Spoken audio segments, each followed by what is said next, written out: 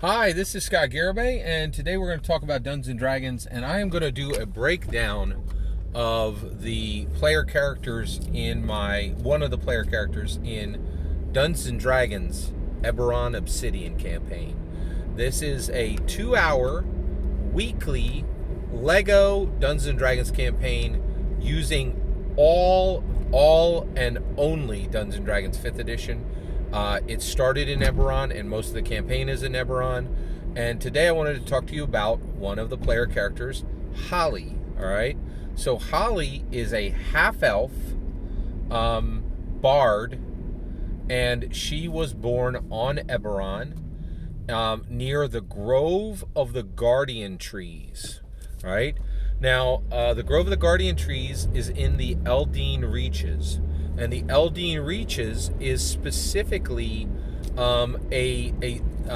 it's a section of highly forested area, right? And that forested area, and this is straight from the Eberron book, right?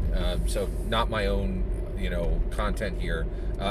So one of the things that I'm really trying to do is use the D&D canon hardbacks as a launching pad, right? And I could change the world, but I try to keep it base when we start, so that the player character's knowledge of Eberron is there, right?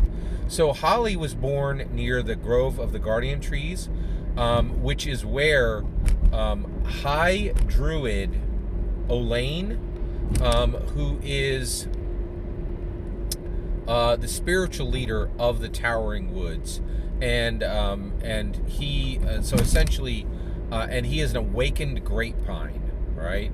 And so Holly was born there. She is a half-elf, and her father is elf, and her mother is human, and her father's name is Urtaw. And so basically, Holly is then Holly grew up near the Grove of the Guardian Tree, grew up with the druids. So the power so let's talk about the Elden Reaches. The Elden Reaches broke off from Aundair. Okay, they seceded from Aundair 50 years ago. Okay, and so now they're their own independent realm. Okay, but they don't have a king, and basically the power there is held by the Wardens of the Woods, which is primarily made of druids. And then there are a bunch of farmers who live in the Towering Woods, in the Elden Reaches, and they are almost all shifters, right? Now, shifters have beef with the Silver Flame, and the Silver Flame considers shifters to be somewhat unnatural, and there's some tension there, right? So Holly is from near the Grove of the Guardian Trees, and she grew up in the Elden Reaches. But as soon as she came of age, she got her letter of acceptance and went to Strixhaven. And so now she has become she is continuing down the road of her bard work, right? And also has branched into sorcery, taken some levels in sorcery. So, but primarily still a bard, right? And so that character comes from that area and has a Strixhaven background as well, which is really interesting. So the player is my Titanium player, and I owe everything to this player for this campaign. So the Dungeons and Dragons Eberron Obsidian campaign started with this player, and this player was ready to play when there was one player, and then literally invited everybody else at the table. And at this point, we are full with five players. We play in an FLGS, and actually, this is one of the harshest parts about D&D.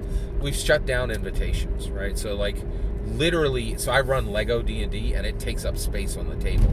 So we have six chairs at the table, and literally, 5 people are all that can fit. If we invite anybody else, we'd have to push tables together, and that's rude, and we are in an FLGS.